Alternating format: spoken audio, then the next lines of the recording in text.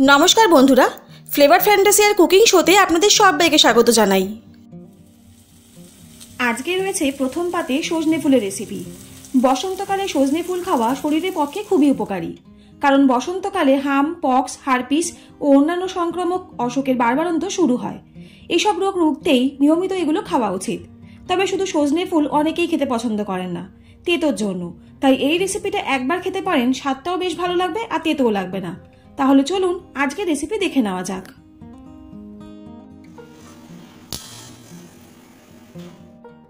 বসন্তকালে বাজারে প্রচুর সজনে ফুল দেখা যায়। দেখুন, একদম ফ্রেশ সজনে ফুল বাজার থেকে নিয়ে এসে আপনাদের একবার দেখিয়ে দিচ্ছি, যারা চেনেন না তারাও বুঝতে পারবেন। এবারে সজনে ফুলগুলোকে পরিষ্কার জল দিয়ে বেশ কয়েকবার ধুয়ে নিতে হবে, যতক্ষণ না সজনে ফুল থেকে নোংরাটা বেরিয়ে যাচ্ছে। আর এই কালো যে অংশটা দেখতে পাচ্ছেন সেগুলো যাতে খুব পরিষ্কারভাবে ধুয়ে দেওয়া যায়। বেশ কয়েকবার সজনে ফুলগুলোকে পরিষ্কার জলে ধুয়ে সজনে ফুলগুলোকে জল থেকে ছেঁকে রেখে দেব। সজনে ফুলগুলো জল থেকে ছেঁকে নেওয়ার পরে পরিমাণ মতন লবণ দিলাম। লবণ দেওয়ার একটাই কারণ, সজনে ফুল যেহেতু তেতো হয় তাই লবণ দিয়ে কিছুক্ষণ মেখে রেখে দেব। এতে লবণ থেকে যে জলটা বেরোবে তাতে সজনে ফুলের তেতো ভাবটা অনেকটাই চলে যাবে। দেখুন, সজনে ফুলগুলোকে লবণ দিয়ে মেখে রাখার পর ঠিক কতটা পরিমাণে জল বেরিয়েছে। এবারে ওই জল থেকে সজনে ফুলগুলোকে আমি অন্য পাত্রে ছেঁকে রেখে দেব। অন্যদিকে একটা ফ্রাই প্যানের মধ্যে 3 থেকে 4 টেবিল চামচের মতন সর্ষের তেল দিয়ে দিলাম।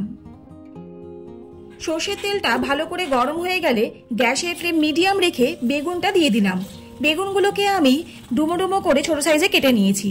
অবশ্যই এই নিম পাতা বা সজনে পাতা বা সজনে ফুল যদি আপনারা রান্না করেন তো সেক্ষেত্রে বেগুনের সাইজটা একটু ছোট করে কাটবেন, এতে সজনে ফুলের সাথে বা নিম পাতার সাথে খুব ভালোভাবে বেগুনটা মিশে যায়। বেগুনটাকে হালকা নাড়াচাড়া করার পরে এবারে দিয়ে দিচ্ছি পরিমাণ মতো লবণ এবং পরিমাণ মতন হলুদ গুঁড়ো। লবণ আর হলুদ গুঁড়ো দিয়ে বেগুনটাকে আমি বেশ লালচে করে ভেজে নেব, তবে খুব বেশি ভাজবেন না, এতে কিন্তু বেগুনটা খুব নরম হয়ে যাবে। দেখুন, বেগুনের কালারটাও হালকা চেঞ্জ হয়ে গেছে আর বেগুনটাও ভাজা হয়ে এসেছে। বেগুনের কালারটা চেঞ্জ হলে আপনারা বুঝতে পারবেন যে বেগুনটা ভাজা হয়ে এসেছে। ঠিক এরকম পর্যায় পর্যন্তই বেগুনটা ভাজবেন। এবারে এর মধ্যে দিয়ে দিচ্ছি আমি 2টো চেরা কাঁচা লঙ্কা।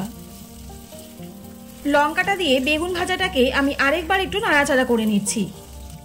ঠিক এরকম পর্যায়ে এবারে আমি সজনে ফুলগুলোকে দিয়ে দেব। সজনে ফুলগুলো দিয়ে বেগুনের সাথে খুব ভালো করে একবার মিশিয়ে নিতে হবে। তবে এক্ষেত্রে একটা কথা বলে রাখি, আমি কিন্তু এই রান্না আর কিন্তু লবণ ইউজ করব না, কারণ বেগুন ভাজার সময় আমি লবণ দিয়েছি আর সজনে ফুলগুলোকে যেহেতু আমি লবণ দিয়ে মাখিয়ে রেখেছিলাম তাই সেই ক্ষেত্রে কিন্তু লবণটা অ্যাডজাস্ট হয়ে যাবে, আর লবণ দেওয়ার প্রয়োজন নেই। সজনে ফুলগুলোকে বেগুনের সাথে বেশ কিছুক্ষণ ধরে ভাজা ভাজা করে নিতে হবে, তবে খুব বেশিক্ষণ সময় লাগে না, খুব তাড়াতাড়ি এই রেসিপিটা বানানো হয়ে যায়।